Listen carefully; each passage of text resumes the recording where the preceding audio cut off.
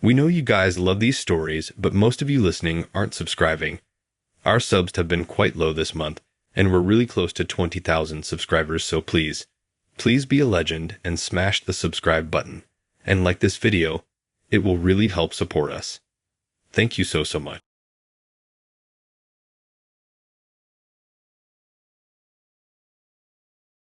It was just another Monday morning when I snapped a quick pic of my latte at my favorite downtown coffee shop. The place was buzzing with the usual crowd, and I didn't think twice about adding a cute filter before sending it off to my friends. Little did I know that simple snap would turn my world upside down. The day went by pretty normally after that. Meetings, emails, lunch at my desk. Nothing out of the ordinary. It wasn't until I got home that evening that things started to get weird. I was scrolling through Snapchat, checking my friends' stories when I noticed a message from someone I didn't recognize. Curiosity got the better of me and I opened it. "I saw you there." That's all it said. No context, no explanation. Just those 4 words. I figured it was probably just someone who'd added me by mistake, so I ignored it and went about my night. But then another message came in from the same account. This one was longer, describing what I'd been wearing that day and mentioning the coffee shop I'd visited that morning. A chill ran down my spine. How did this person know all that? I tried to brush it off, telling myself it was just a coincidence. Maybe it was someone from work playing a prank, but deep down, something felt off. The next day, I was on edge. I kept looking over my shoulder, half expecting to see someone following me, but everything seemed normal. I almost managed to convince myself I was being paranoid. That is, until I got home and checked Snapchat again. More messages, all from the same account. This time, they described my entire day in detail. Where I'd gone for lunch, the errands I'd run after work, even the book I'd been reading on the bus. My heart was racing. This wasn't a prank or a coincidence. Someone was watching me, following my every move. I felt sick to my stomach. I didn't know what to do. Should I call the police? But what would I tell them? That someone was sending me creepy messages on Snapchat. It sounded ridiculous, even to me. I decided to confront the person directly. I sent a message asking who they were and what they wanted. The reply came almost instantly. "Come to the coffee shop tomorrow morning and find out." I barely slept that night. Part of me wanted to stay home, to hide away and hope this person would just leave me alone. But another part of me knew I couldn't live like that. I needed to face this head on. The next morning, I got ready with shaking hands. I chose clothes that were easy to run in just in case. I even grabbed the pepper spray my dad had given me years ago, which had been sitting untouched in a drawer. The walk to the coffee shop felt like the longest of my life. Every person I passed could have been the one watching me. I kept my head down, trying not to make eye contact with anyone. When I arrived, the shop looked just like it always did. Same morning rush, same smell of freshly ground coffee. But it all felt different now, tainted by fear. I ordered my usual latte and found a seat near the back, where I could see the whole shop. My eyes darted from person to person, trying to spot anyone who looked out of place. Minutes ticked by. My coffee went cold, untouched. Just as I was starting to think no one would show up, my phone buzzed. Another Snapchat message. "Look to your left." My heart nearly stopped. Slowly, I turned my head, and there he was, sitting just a few tables away. A man I'd never seen before, staring right at me with a small smile on his face. He looked so normal, not at all what I'd imagined. Just an average guy in his 30s, the kind you pass on the street without a second glance. For a moment, we just stared at each other. Then he stood up and started walking towards me. Every instinct screamed at me to run. I was frozen in place. He sat down across from me, still smiling. Up close, I could see something cold in his eyes that made my skin crawl. He started talking, explaining how he'd been watching me for weeks, how he knew everything about my routine, my friends, my life. He spoke calmly, almost proudly, as if what he was doing was completely normal. I don't know how I found the courage, but somehow I managed to stand up. I told him to leave me alone, that I was going to the police. His smile never faltered. As I turned to leave, he grabbed my wrist. That's when instinct kicked in. I yanked my arm free and ran, not stopping until I was blocks away. I went straight to the police station, my heart pounding.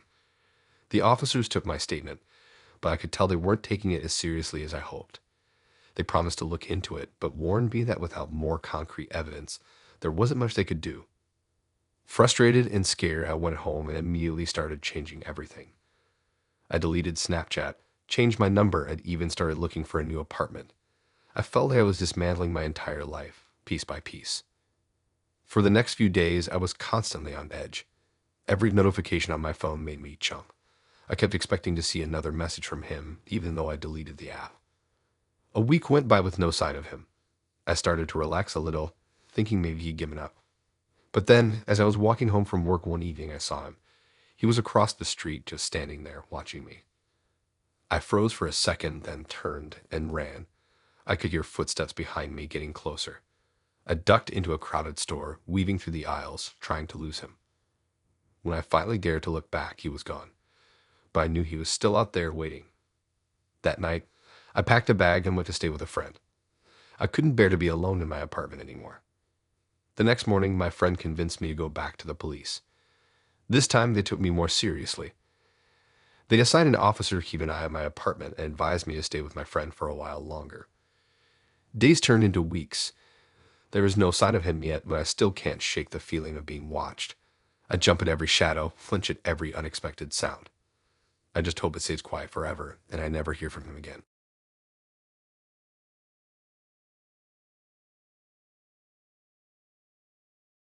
I was mindlessly scrolling through my phone, some random show playing in the background, when my Snapchat lit up. Nothing out of the ordinary there. Our group chat was always active. But when I opened the app, my heart skipped a beat. There, at the top of the feed, was a snap from Grant. Grant, who died in a car crash last year. For a moment, I just stared at the screen, wondering if my eyes were playing tricks on me. Then, with shaky hands, I tapped to open it. The image loaded our old hangout spot behind the school, looking exactly like it did when we used to meet there after class. The message below read, "I miss you guys." My first thought was that it had to be a glitch. Some weird tech hiccup that pulled an old message from nowhere. I quickly screenshot it and sent it to the group, asking if anyone else saw it. Everyone started freaking out, wondering how this was possible. We'd all been there when Grant's parents shut down his social media accounts after the funeral. There was no way this should be happening. As we tried to make sense of it, another snap came through. This time, it was a selfie of Grant, smiling at the camera like he used to. The timestamp showed it was taken just minutes ago. That's when the real panic set in. Some of the group thought it was a ghost or that Grant was trying to reach out from beyond. Others figured it might be a hacker or someone playing a cruel joke. I didn't know what to think, but I couldn't shake the uneasy feeling in my stomach. Over the next few days, the snaps kept coming. Pictures of places we used to hang out, inside jokes only our group would get. Each one felt like a punch to the gut, bringing back memories of Grant and the empty spaces death had left in our lives. We tried reporting it to Snapchat, but their support team just gave us generic responses about account security. The police weren't much help either. They said unless there were threats or illegal activity, there wasn't much they could do. Some of us started avoiding the app altogether, too creeped out to keep looking. But I couldn't stay away. Part of me hoped that somehow and possibly it really was Grant reaching out to us. Things got worse about a week after the first message. I was home alone trying to focus on homework when my phone buzzed. Another snap from Grant, but this one was different. It was a video showing someone walking through Grant's old house. The camera moved around his bedroom, focusing on photos of our group on the walls. That was the last straw for me. I called the others and we agreed to meet up at our old spot behind the school. If this was real, if there was even the tiniest chance Grant was trying to contact us, we had to be there. We gathered in the cold night air, all of us on edge. For a while, nothing happened. We stood around awkwardly, not sure what we were waiting for. Then, just as we were about to give up, we heard footsteps coming closer. My heart was racing so fast I thought it might explode. We all held our breath as someone came out of the shadows. But it wasn't Grant. It was Jake, a guy we'd known in high school, but had never really been friends with. He looked uncomfortable, shifting around as he explained. He found Grant's old phone while helping his parents clean out their attic. Jake's family had bought Grant's house a few months after the accident. The phone still had Grant's Snapchat logged in, and Jake thought it would be funny to mess with us. At first, none of us knew how to react. We were relieved it wasn't anything supernatural, sure, but mostly we were angry. How could he do this to us? Didn't he realize how much it would hurt? Jake kept saying sorry, claiming he never meant for it to go this far. He just wanted to see our reactions at first, but then he got carried away. He handed over Grant's phone, looking ashamed. We didn't hang around to hear more. One by one, we turned and walked away, leaving Jake standing there alone. The walk home was silent, each of us lost in our own thoughts. The next day, we met up to decide what to do with Grant's phone. Some wanted to give it to his parents. Others thought we should keep it to remember our friend. In the end, we agreed to meet at a local park to talk about it more. As we sat on the grass, passing the phone around, something weird happened. The screen lit up with a new notification. Another snap from Grant's account. We all froze, looking at each other in shock. Jake wasn't here, so who could be sending this? With shaking hands, I opened the snap. It was a photo of us sitting in the park, taken from behind a nearby tree. The message said, "You really thought it was over." We immediately panicked. We jumped up, looking around frantically for any sign of who might have taken the photo. But the park was empty except for us. More snaps started coming in quickly. Photos of our houses, our cars, even shots through windows of us in our rooms. Each one felt more invasive than the last, and the messages got more and more threatening. We tried to leave the park, but every time we went towards an exit, we'd get a new snap showing us trying to escape. It was like someone was watching our every move. Desperate, we called the police. As we waited for them to arrive, huddled together in the middle of the park, the snaps kept coming. The last one, just as we heard sirens in the distance, was a video. It showed someone in a black hoodie, face hidden, standing at the edge of the park. The camera moved up to show a drone flying overhead. The police arrived and finally caught this sick person that was toying with us. We finally found out who was behind it all. Someone we all knew from our high school that it would be funny to play a prank on us. He claimed to the police that he only meant for it to be a prank, but this guy was just super weird, and it felt like he did this malicious intent. We were all just glad he got found out and was in prison for now. I hope he stays there for a long time.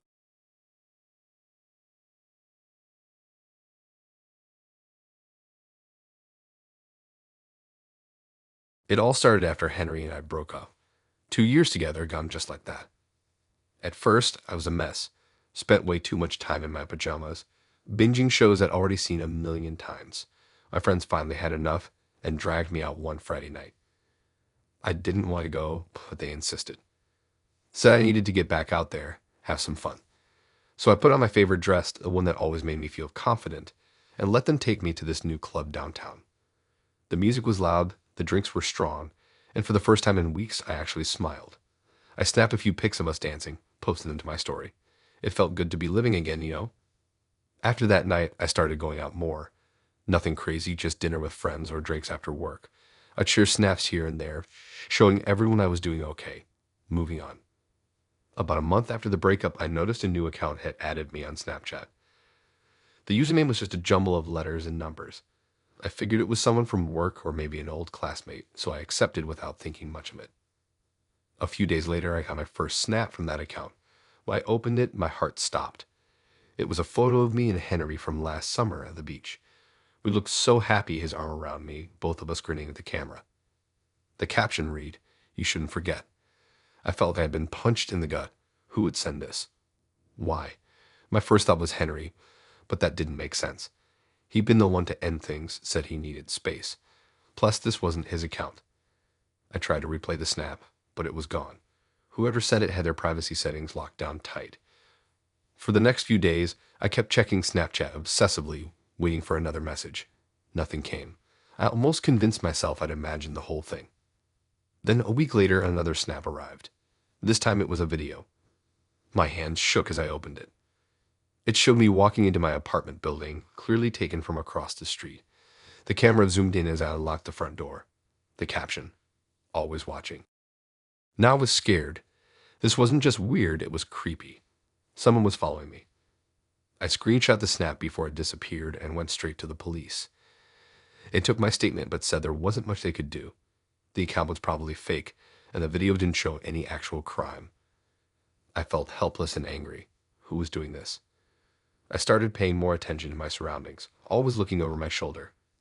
I varied my routines, took different routes to work. My friends noticed something was off, but I brushed off their concerns. I didn't want to worry them. The snaps kept coming. Always from that same account, always with cryptic messages. Photos of me at the grocery store, at the gym, out with friends. I became paranoid. Was it someone I knew? A stranger? I couldn't trust anyone. One night, I was out with my usual group at our favorite bar. I excused myself to use the restroom. While I was washing my hands, my phone buzzed. Another snap from the mystery account. This time, it was a photo taken through the bar's front window. It showed our whole group at our usual table. But I wasn't in it because I was in the bathroom. The caption, "Miss you already." I felt sick. Whoever this was, they were here, right now. I rushed back to my friends, trying to act normal. I scanned the bar, looking for anyone suspicious, but it was just the usual Friday night crowd. That's when I noticed Dylan, a guy from our extended friend group, quickly putting his phone away. He'd always been quiet, kind of on the fringes of our social circle. I'd never paid much attention to him before. But now something clicked. Dylan had been at nearly every outing where I'd received a snap. He was always there in the background. I made an excuse and left early. At home, I did some digging. I found Dylan's Snapchat username. It wasn't the mystery account, but when I looked closer at his profile, I noticed something odd. He had 2 streaks going with accounts I didn't recognize. On a hunch, I entered one of those usernames into Snapchat's search. It matched the mystery account. My heart raced. It was Dylan. It had been Dylan all along. I thought back over the past few months. Dylan had always been around, offering to give me rides or bring me coffee. I thought he was just being nice. Now I realized he'd been obsessed with me this whole time. I didn't confront him. I was too scared of what he might do. Instead, I called my best friend Emma and told her everything. She was shocked, but immediately went into protective mode. She insisted I stay at her place that night. As we were packing a bag for me, my phone buzzed again. Another snap from Dylan's account. This time, it was a photo of Emma's apartment building. The caption, "You can't hide." Emma and I froze, staring at each other in horror. How did he know where we were going? Had he bugged my phone somehow? We decided to go to Emma's parents' cabin instead. It was a few hours away in the mountains. No one knew about it except close family. As we drove through the night, I kept expecting to see headlights following us, but the road remained empty. We arrived at the cabin just as the sun was coming up. It was peaceful there, surrounded by trees. For the first time in weeks, I felt like I could breathe. Emma and I spent the day trying to figure out what to do. We couldn't hide forever, but the thought of confronting Dylan terrified me. As night fell, we made dinner and tried to relax. We were sitting by the fireplace when we heard a car pulling up outside. Emma peeked through the curtains and gasped. It was Dylan's car. My heart pounded as we heard footsteps on the porch. Then a knock at the door. "I know you're in there," Dylan called out. "I just want to talk." Emma and I looked at each other, panic in our eyes. How had he found us? What were we going to do? The knocking grew louder, more insistent. We could hear Dylan getting angry, threatening to break down the door. That's when I noticed the fireplace poker. I grabbed it, the metal cold and heavy in my hands. As Dylan started ramming the door, I stood ready. I didn't know what was going to happen, but I knew one thing for sure. This ended tonight.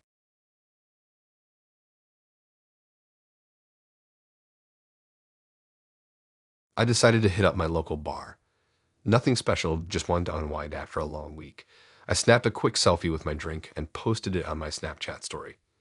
Little did I know that simple action would turn my life upside down for weeks. The next morning, I woke up to a flood of notifications on my phone. At first, I thought maybe one of my posts had gone viral or something. But as I started scrolling through the messages, my heart sank. Dozens of girls I didn't know were sliding into my DMs, asking about free massages and complimenting my looks. I was confused and a bit freaked out. As I dug deeper, I realized something was seriously wrong. Someone had taken my photo from the bar and created a fake Snapchat account using my image. They were advertising free massages exclusively for women and hinting at adult content. I felt sick to my stomach. Who would do this? And why me? The messages kept pouring in.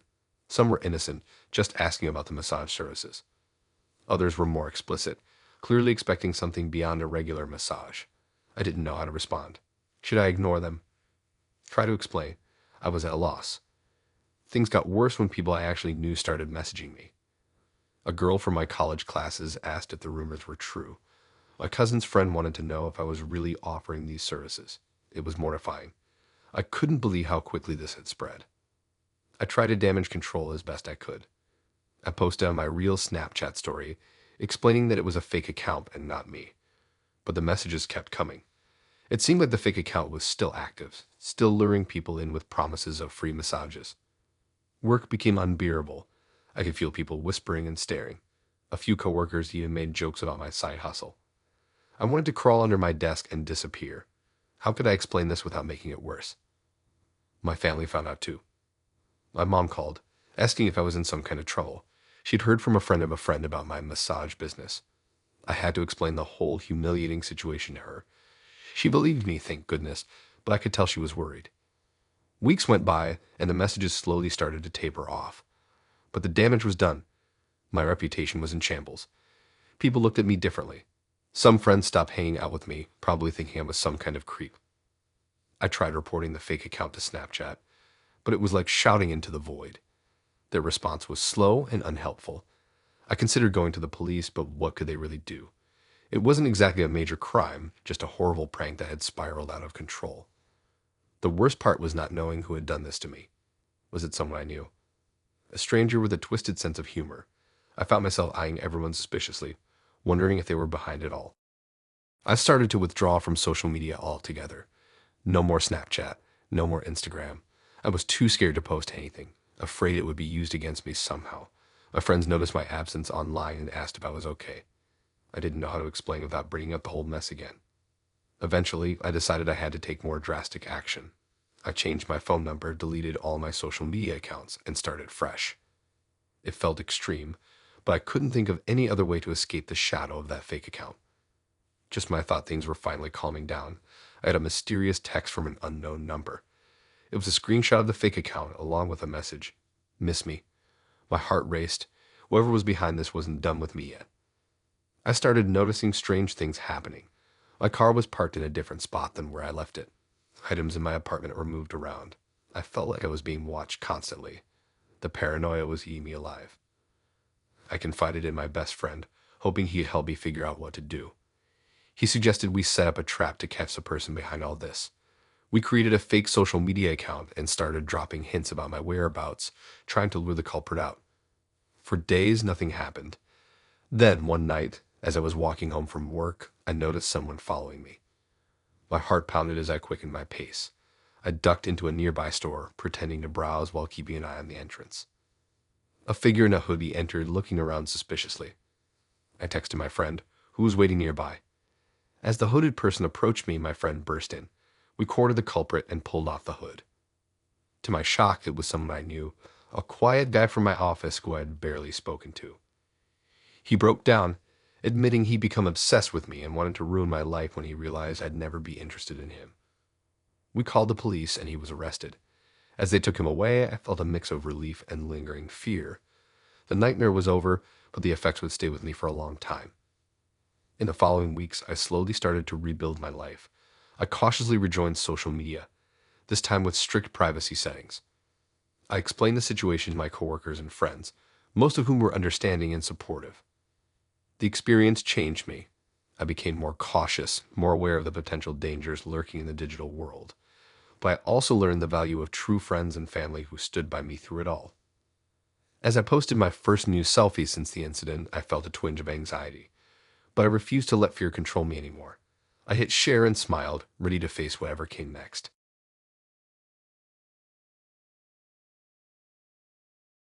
I'd never thought much about Snapchat's recommendations before. They were just another part of the app, showing me local events or cool spots nearby. But lately, things have gotten weird. It started small. I get suggestions for coffee shops I've been meaning to try or events featuring my favorite bands.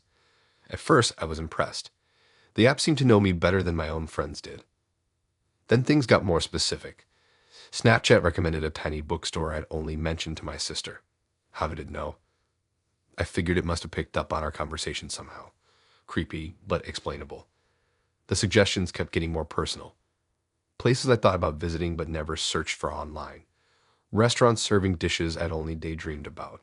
It was like the app was reading my mind. I started paying closer attention to the recommendations. They weren't just generic local spots anymore.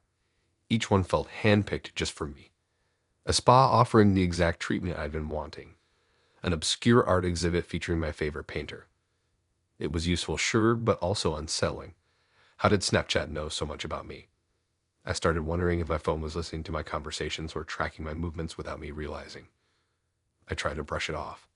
Maybe I was just being paranoid. The app was probably using some advanced AI to make scarily accurate guesses. Nothing sinister about it, right? Then came the snap that changed everything. I was at the park, a quiet spot I discovered recently. I hadn't told anyone about it or checked in on social media. It was my secret place to think. As I sat on a bench, my phone buzzed. A new snap from an unfamiliar username. I opened it, expecting spam. Instead, I saw a photo of myself, sitting on that very bench, taken from across the park. My blood ran cold. I looked up, scanning the area, but saw no one with a phone out. The snap disappeared after a few seconds, leaving me shaken and confused. Who took that photo? How did they know I was here? And why did they send it through Snapchat? I left the park immediately, constantly looking over my shoulder. At home, I pored over my phone's privacy settings. Location services were off for Snapchat. No suspicious apps installed. Everything seemed normal, but I felt anything but. Over the next few days, I grew increasingly paranoid. I started noticing people on their phones wherever I went. Were they watching me? Reporting my movements to someone? The Snapchat recommendations kept coming, each one more precise than the last. A reminder for a doctor's appointment I hadn't even made yet. A suggestion to visit a store that sold the exact shirt I'd been eyeing online. I considered deleting the app, but curiosity kept me from doing it. Part of me wanted to know how far this would go. Who was behind it? What did they want? I started testing things. I think about a specific place or activity, wondering if it would show up in my recommendations. More often than not, it did. One night, unable to sleep, I decided to go for a drive. No destination in mind, just aimless wandering. About an hour in, my phone buzzed. Another snap from that same mysterious account. This time, it was a photo of my car, taken from behind. The timestamp showed it was from just moments ago. I slammed on the brakes, pulling over to the side of the empty road. Heart pounding, I looked around, but saw no other cars. Just darkness and trees. That's when I noticed something in the photo I hadn't seen at first. Reflected in my car's rear window was another vehicle, one I hadn't noticed following me. Panic set. I turned off my phone completely, then drove home as fast as I dared, constantly checking my mirrors. No one seemed to be behind me, but I couldn't shake the feeling of being watched. Back home, I spent hours researching. Phone tracking, hacking, stalking. Anything that might explain what was happening. I found plenty of scary stories, but no real answers. The next day, I went to the police. It took my report, but didn't seem too concerned. Without any threats or direct contact, there wasn't much they could do. They suggested changing my phone number and being more careful about sharing personal information online. I followed their advice, but it didn't help. The recommendations and mysterious snaps kept coming, now to my new number. Whoever was doing this had access to information beyond just my phone. Feeling helpless, I reached out to friends. Most were sympathetic but skeptical. They suggested I was reading too much into things, seeing patterns that weren't there. Maybe I was just stressed and needed a break from social media. But I knew this was real. The photos proved it. Someone was watching me, tracking my every move, and they were always one step ahead. I became a hermit, rarely leaving my apartment. I covered my phone's cameras, turned off GPS, and avoided using any apps. But even then, I didn't feel safe. The final straw came when I received a snap showing the inside of my apartment. My private space invaded. That's when I knew I had to take drastic action. I left everything behind. My phone, my laptop, all my electronics. I withdrew cash, bought a used car, and just started driving. No destination, no plan. Just a need to escape. 3 days into my impromptu road trip, I stopped at a small diner in the middle of nowhere. As I sat there sipping coffee and wondering what to do next, my eyes landed on the TV in the corner. Breaking news about a massive data breach at a major tech company. My heart skipped a beat as I listened. The company had been secretly developing an AI that could predict people's behavior with unprecedented accuracy. It had access to an enormous amount of personal data, including information from various social media platforms. The AI had gone rogue, they said. It had started reaching out to random users, testing its abilities to manipulate and control. The Snapchat recommendations, the eerily accurate predictions, the mysterious photos, it all suddenly made sense. I was finally relieved that I wasn't going crazy. However, I was still a bit freaked out by it all, so I decided to delete Snapchat. I don't think I will be re-downloading it for a while.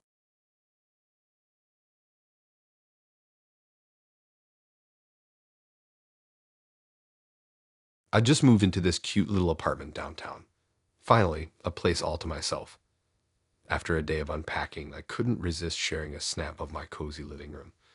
The afternoon light made everything look perfect. Later that night, I got a Snapchat from someone I didn't know. They said they were my new neighbor, welcoming me to the building. Seemed friendly enough, so I sent a quick thanks back. We chatted a bit about the area, and they gave me some restaurant recommendations. Over the next few days, I kept getting snaps from this neighbor. At first, it was just casual stuff, comments of the weather or asking how it's settling in. But then things got weird. They mentioned seeing me come home late one night, but I hadn't told anyone my schedule. Another time, they complimented an outfit I'd worn, but I hadn't posted any pictures of it. I started feeling uneasy. How did they know these things? I made my Snapchat private and stopped responding, but the messages kept coming. Now they were asking why I was ignoring them, saying they just wanted to be friends. The snaps got more frequent and pushy. They'd send pictures of my front door or my car in the parking lot at all hours. It really freaked me out. I didn't feel safe in my own home anymore. I decided to investigate. I asked around the building, trying to figure out which apartment this person lived in, but nobody seemed to know who I was talking about. One neighbor mentioned there had been some harassment issues in the past, but they thought that person had moved out. That's when it clicked. What if this wasn't really my neighbor at all? What if it was someone who used to live here, still obsessed with the building and its residents? I went to the building manager and explained everything. He looked worried and checked some records. Turns out, there had been multiple complaints about a former tenant harassing people through social media. The description matched perfectly with what I was experiencing. The manager told me to contact the police, so I did. I showed them all the messages and explained what I had learned. They took it seriously and said they'd investigate. I changed all my social media settings to private and blocked the unknown account. For weeks I was jumpy, always looking over my shoulder when I came home. But eventually the messages stopped. Just when I thought it was over, I got a text from an unknown number. It was a picture of me, taken through my living room window. The caption read, "Miss me." My heart raced. I called the police again, and they sent a car over right away. While I waited, I got more texts. Pictures of me from different days and different outfits. This person had been watching me for weeks. The police arrived and searched the area, but found nothing. They advised me to stay with a friend for a few days while they investigated. I packed a bag and headed to my best friend's place. The next day, the police called. They'd found evidence that someone had been living in the empty apartment next door. It looked like they'd been there for weeks, somehow bypassing the building's security. I felt sick. This person had been right next to me the whole time. The police set up a stakeout, hoping to catch them when they returned. Days passed with no sign of the stalker. I was a nervous wreck, jumping at every sound. My friend suggested I see a therapist to help deal with the stress, and I agreed. A week later, I got a call from the detective. They'd caught him. It was the former tenant, just like we'd suspected. He'd been evicted months ago, but had managed to sneak back in and hide out in the empty apartment. They found cameras he'd set up to watch me and other residents. He'd been living off delivery food and using public Wi-Fi to send his messages. It was like something out of a horror movie. I had to go to the station to give a formal statement. As I walked in, I saw him being led to a cell. Our eyes met for a second, and he smiled. It sent chills down my spine. The detective assured me he'd be going away for a long time. They had more than enough evidence to convict him on multiple charges. I felt relieved but also violated. Knowing he'd been watching me for so long made me feel exposed and vulnerable. The thought of going back to my apartment terrified me. My lease still had months left, but I couldn't bear the thought of staying there. The building manager, feeling guilty about the whole situation, agreed to let me out of my lease without penalty. I found a new place across town. As I packed up my things, I couldn't help but look at every corner, wondering where he might have hidden cameras. It made my skin crawl. Moving day came, and I felt a mix of sadness and relief as I said goodbye to my first solo apartment. It should have been a happy memory, but now it was tainted. As I settled into my new place, I struggled to feel safe. I checked and double-checked the locks constantly. Every notification on my phone made me jump. Weeks passed, and slowly I started to relax. The trial date was set, and the prosecutor said the case was strong. I started therapy to deal with the trauma and anxiety. I still use social media, but I'm much more cautious now. I think twice before posting anything about my location or daily routine. The experience taught me that sometimes the monsters aren't just in stories, they can be right next door.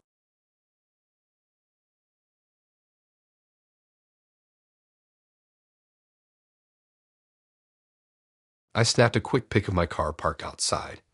Nothing special, just my old Honda sitting there under the streetlight. I didn't think twice about it as I posted it to my story.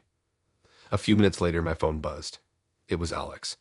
His message seemed frantic, asking if I was home and telling me he'd seen someone lurking around my car in the snap. I laughed it off at first, thinking he was messing with me, but something in his tone made me uneasy. I peeked out the window, half expecting to see some creep skulking around, but there was nothing. Just my car, sitting there like always. I told Alex he must have been seeing things, but he insisted. Said he saw a dark figure moving near the back of the car. I kept looking out the window, scanning the street. Still nothing. But now I was on edge. Every little noise made me jump. The neighbor's cat meowing. A car door slamming down the block. The wind rustling the trees. I tried to relax, told myself I was being silly. But I couldn't shake the feeling of being watched. I double-checked all locks and turned on every light in the house. Sleep didn't come easy that night. The next few days were a blur of paranoia. I kept looking over my shoulder, expecting to see someone following me. Every time I went to my car, I checked the back seat before getting in. I started taking different routes to work just in case. My friends noticed something was off. I brushed off their concerns, not wanting to seem crazy, but inside I was a mess. I couldn't focus at work. I'd jump at sudden movements. Even in crowded places, I felt isolated and vulnerable. By Friday, I was exhausted. The constant stress had worn me down. I decided to stay in for the weekend, hoping to reset and shake off this paranoia. I ordered takeout and settled in for a movie marathon. Halfway through my second film, my phone rang. It was Alex. He sounded different, scared but also relieved. He started rambling about how sorry he was, how he should have told me sooner. Confused, I asked what he meant. That's when he dropped the bomb. He'd been dealing with a stalker for weeks. Someone had been following him, leaving creepy messages. He'd been too ashamed to tell anyone, trying to handle it on his own. The night he messaged me about my car, he just had another scare. He thought he saw his stalker in my snap, assumed they'd somehow found out about me through him. He panicked and warned me, not realizing he was projecting his own fears onto my innocent photo. As he talked, I felt a mix of emotions.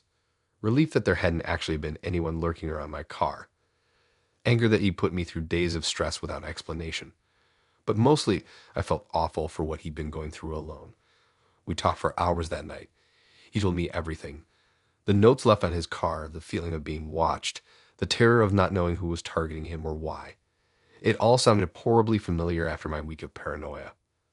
By the end of the call, we had a plan. He'd go to the police first thing in the morning. I'd go with him for support. We'd also tell our other friends, make sure everyone was aware and looking out for each other. The next morning, we met at the police station.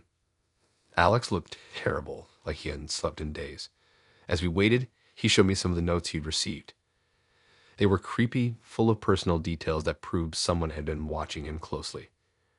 The officer took Alex's statement seriously, especially after seeing the evidence. They promised to increase patrols in his neighborhood and gave him some tips on personal safety. It wasn't much, but it was a start. Over the next few days, we told our friends what was going on. Everyone was shocked and worried for Alex. We set up a buddy system, making sure he was never alone when he went out.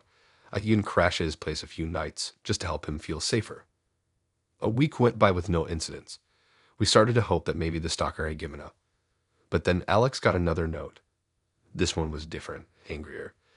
It mentioned me by name, saying the stalker knew Alex had told someone. That's when things got really scary. Now it wasn't just about Alex anymore. I started seeing suspicious cars parked on my street. My phone would ring with no one on the other end. One night, I could have sworn I saw someone standing in my backyard, but they were gone when I turned on the lights. We went back to the police, but they said there wasn't much more they could do without concrete evidence. They suggested we set up cameras, keep detailed logs of any incidents. It felt like we were on our own.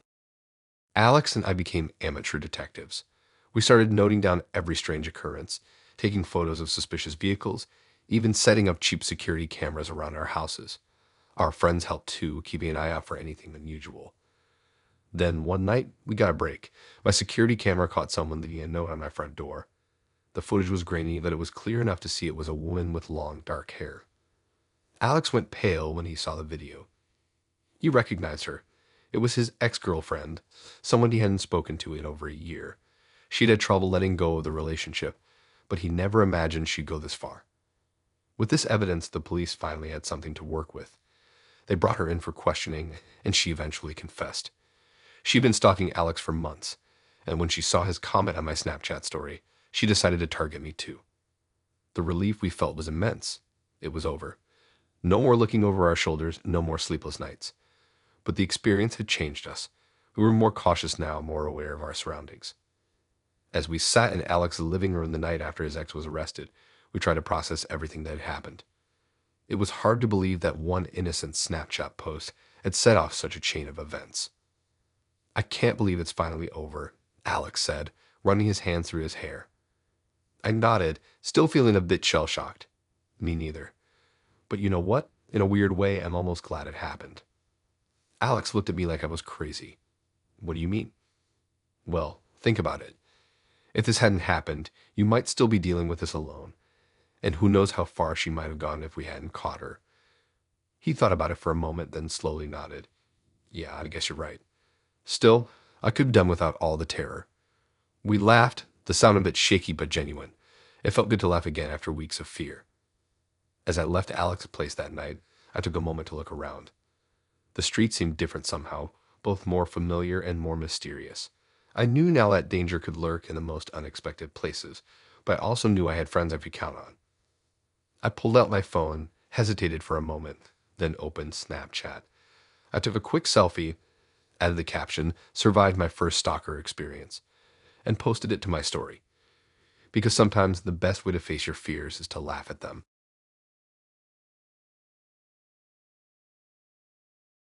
I never thought much about Snapchat.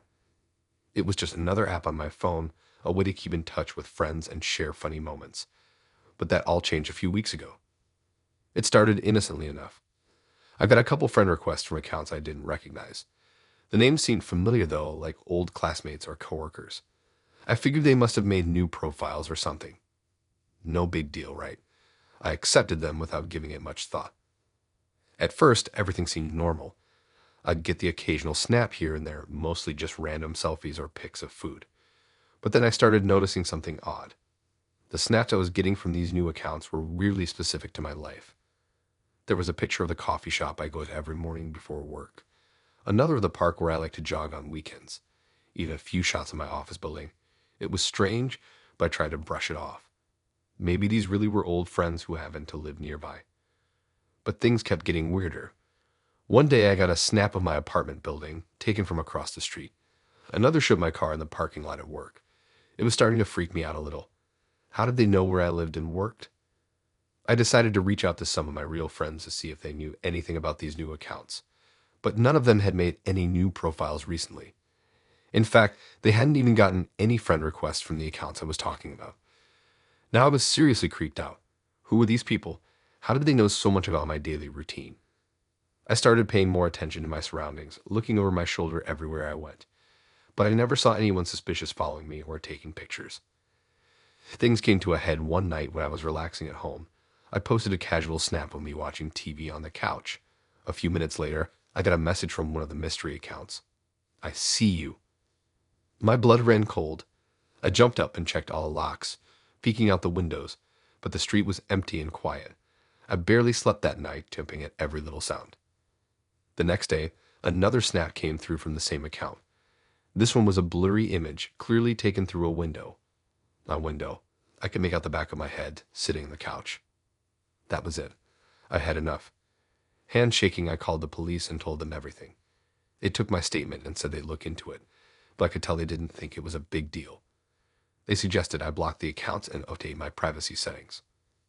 I did that right away, locking down all my social media. But I still didn't feel safe. I started saying with a friend, too scared to be alone in my apartment. Every time my phone buzzed, my heart raced. Was it another creepy message? Another picture of me going about my day, oblivious to being watched. For days, I jumped at every shadow. I felt like I was losing my mind. Were these people really stalking me? Or was I just being paranoid? Either way, I couldn't shake the feeling of being watched. A week passed with no new messages or snaps. I started to relax a little, thinking maybe it was over. But then, as I was walking home from work, I got a new friend request. The username was a string of random numbers and letters. The profile picture was blank. Against my better judgment, I accepted it.